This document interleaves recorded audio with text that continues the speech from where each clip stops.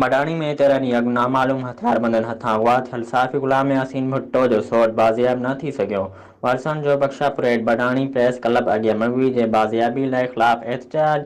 बडाणी वेझो ॻोठ गोदी बंगलो जो रहवासी 18 साला नौजवान मगवी दिलमुराद भुट्टो खे 13 ॾींहं गुज़री विया पर बाज़ियाब न थी सघियो। मगवी जा वारिस साफ़ी गुलाम यासीन भुट्टो, शाहमुराद भुट्टो, मोहम्मद ईसा भुट्टो, रहमान भुट्टो ऐं ॿिया बख्शा परेड बडाणी प्रेस क्लब जे पहुची मीडिया अॻियां दाहींदे चयो त ज़िले कश्मीर में अमन अमान ख़राब थी चुको आहे।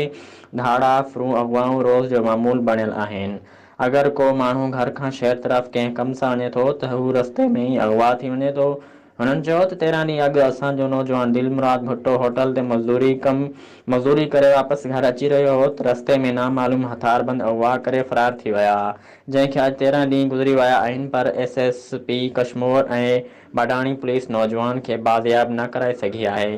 SHO मियाणी बंगले में चैन जी निंड सुतल आहे। हू असांखे ठला दिलासा ॾेई रहियो आहे। कुझु ॾींहं पहिरियां असांखे मगवी फ़ोन करे चयो त मां धाड़ेलनि वटि क़ैद आहियां। 25 लाख ॾेई मूंखे जल्दी बाज़ियाब करायो न त धाड़ेल मूंखे मारे छॾींदा। असांखे ख़ुदशो आहे त असांजे नौजवान खे धाड़ेलनि मारे न छॾियो हुजे। उन्हनि IG Sindh DIG Larkana SSP Kashmir खां मुतालबो कयो त फ़ौरन नोटिस वठे अगवा थियल नौजवान बाज़ियाब कराए बेचैनी ख़त्म कई वञे।